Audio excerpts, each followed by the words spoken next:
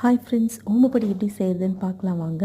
இப்போ நான் 2 ஸ்பூன் ஓமம் எடுத்து ஃபஸ்ட்டு தண்ணியில் ஊற வச்சிடலாம். ஒரு 10 நிமிஷம் ஊற வச்சிங்கன்னா இந்த மாதிரி கலர் சேஞ்ச் ஆகிருக்கும்.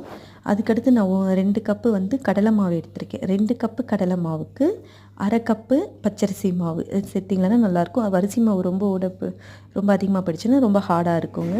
அப்புறம் 1/4 ஸ்பூன் மஞ்சள் தூள், அப்புறம் தேவையான அளவு உப்பு, அதுக்கடுத்து 1/2 ஸ்பூன் மிளகாத்தூள் போட்டிருக்கேன், வீட்டில் அரைச்ச மிளகாத்தூள். அதுக்கடுத்து நான் 2 ஸ்பூன் நெய்யை நல்லா காய்ச்சி ஊற்றிக்கிட்டேங்க.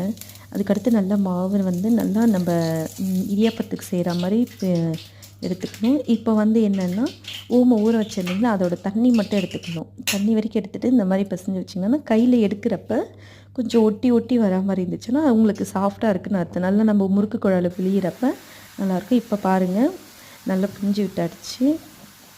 இது அந்த பபுள்ஸ்லாம் அடங்கினதுக்கப்புறம் நம்ம எடுத்துடலாம், ரெடி ஆகிடும். அவ்வளோதான்.